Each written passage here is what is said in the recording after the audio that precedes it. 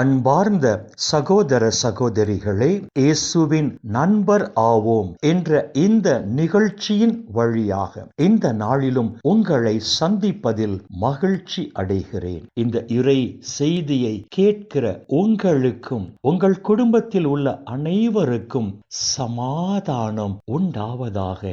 ஆமென். அன்பு சகோதரா, அன்பு சகோதரி, இன்றைய நாளின் தியானத்திற்காக நாம் எடுத்துக்கொண்ட இறை வார்த்தை புனித பவுல் ரோமையருக்கு எழுதிய திருமுகம் 12ஆம் அதிகாரம் 4வது 5வது இறை வார்த்தை. ஒரே உடலில் நமக்கு உறுப்புகள் பல உள்ளன, அந்த உறுப்புகள் எல்லாம் ஒரே செயலை செய்வது இல்லை.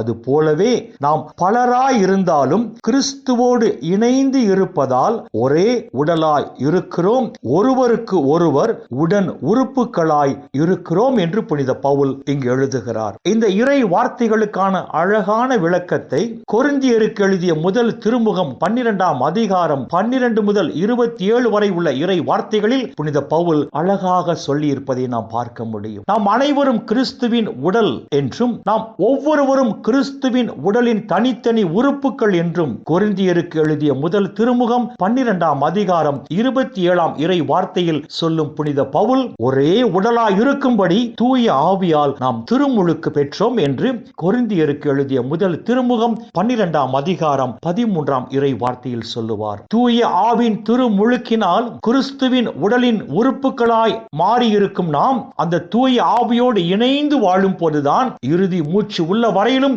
கிறிஸ்துவின் உடலின் உறுப்புகளாய் நாம் செயல்பட முடியும். மாறாக தூய ஆவியின் திருமுழுக்கினால் கிறிஸ்துவின் உடலின் உறுப்புகளாய் மாறியிருக்கும் நாம் அந்த தூய ஆவியோடு இணைந்து வாழவில்லை என்று சொன்னால் கிறிஸ்துவின் உடலின் உறுப்புகளாய் நாம் இருக்க முடியாது. எனவே தூய ஆவியின் திருமுழுக்கினால் கிறிஸ்துவின் உடலின் உறுப்புகளாய் மாறியிருக்கும் நாம் அந்த தூய ஆவியோடு இணைந்து வாழும் போதுதான் இறுதி மூச்சு உள்ள வரையிலும் இந்த உலகில் கிறிஸ்துவின் உடலின் உறுப்புகளாய் நாம் செயல்பட முடியும் என்பதை நாம் புரிந்து கொள்ள வேண்டும். இரண்டாவதாக, நம் உடலில் பல உறுப்புகள் உள்ளன.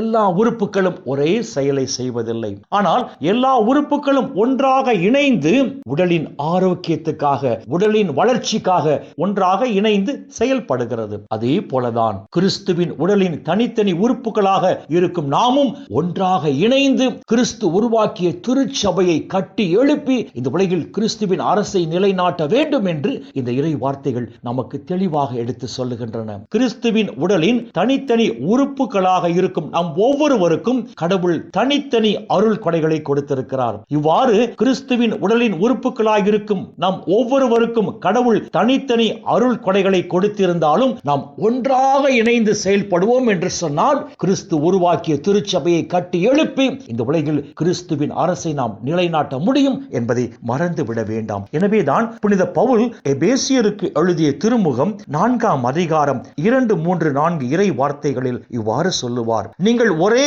எதிர்நோக்கு கொண்டு வாழ அழைக்கப்பட்டிருப்பதால் தாழ்ச்சியோடும் கனிவோடும் பொறுமையோடும் ஒருவரை ஒருவர் அன்பு செய்து அமைதியோடு இணைந்து வாழுங்கள் என்று சொல்லுவார். ஆம் அன்பு சகோதரா, அன்பு சகோதரி, கிறிஸ்துவின் உடலின் தனித்தனி உறுப்புகளாய் நாம் இருந்தாலும் நாம் ஒன்றாக இணைந்து செயல்படுவோம் என்று சொன்னால் கிறிஸ்து உருவாக்கிய திருச்சபையை நாம் கட்டி எழுப்பி இந்த உலகில் கிறிஸ்துவின் அரசை நாம் நிலைநாட்ட முடியும் என்பதை மறந்துவிட வேண்டாம். எனவே அன்பு சகோதரா, அன்பு சகோதரி, தூய ஆவின் திருமுழுக்கினால் கிறிஸ்துவின் உடலின் தனித்தனி உறுப்புகளாய் மாறி இருக்கும் நாம் அந்த தூய ஆவியோடு இணைந்து வாழும் போதுதான் இறுதி மூச்சு உள்ள வரையிலும் இந்த உலகில் கிறிஸ்துவின் உடலின் உறுப்புகளாய் நாம் செயல்பட முடியும். இரண்டாவதாக, நாம் அனைவரும் கிறிஸ்துவின் உடலின் தனித்தனி உறுப்புகளாக இருந்தாலும் நாம் ஒன்றாக இணைந்து செயல்படுவோம் என்று சொன்னால் கிறிஸ்து உருவாக்கிய திருச்சபையை கட்டி எழுப்பி இந்த உலகில் நாம் கிறிஸ்துவின் அரசை நாம் நிலைநாட்ட முடியும். இவ்வாறு கிறிஸ்து உருவாக்கிய திருச்சபையை கட்டி எழுப்பி கிறிஸ்துவின் அரசை நிலைநாட்ட இந்த உலகில் நாம்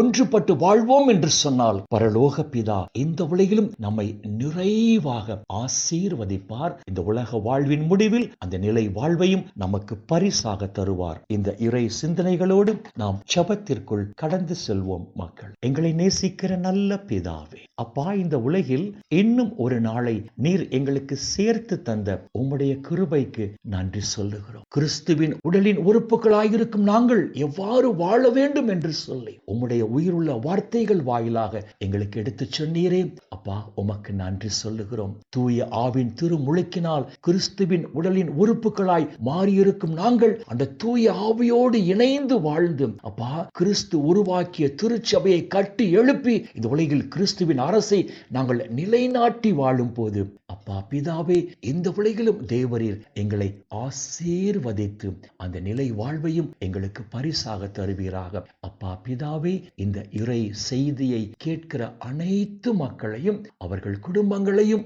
விண்ணக ஒளி பீடத்திலிருந்து தேவரீர் ஆசீர்வதிப்பீராக. அப்பா கணவன் மனைவியாக இணைந்து வாழ வேண்டியவர்கள் சாத்தானின் சூழ்ச்சியினால் இன்று பிரிந்து வாழ்ந்து கொண்டிருக்கிறார்கள். அப்பா உம்முடைய சர்வ வல்லமையினால் சாத்தானின் சூழ்ச்சிகளை நிர்மூலமாக்கி போட்டு பிரிந்திருக்கும் கணவனும் மனைவியும் ஒன்றாக சேர்ந்து வாழ்ந்து இந்த உலகில் உம்மை மகிமைப்படுத்தும்படி செய்வீராக. அப்பா பிதாவே இந்த இறை செய்தியை கேட்கிற உம்முடைய பிள்ளைகள் உம்முடைய நிறைவான ஆசீரால் இந்த நாளில் எந்த குறையும் இன்றி மன நிறைவோடு மன மகிழ்ச்சியோடு மன அமைதியோடு நலமோடு வாழ கிருபை செய்வீராக. இயேசுவின் பரிசுத்த நாமத்தில் ஜெபிக்கிறோம் நல்ல பிதாவே. ஆமென், ஆமென், ஆமென்.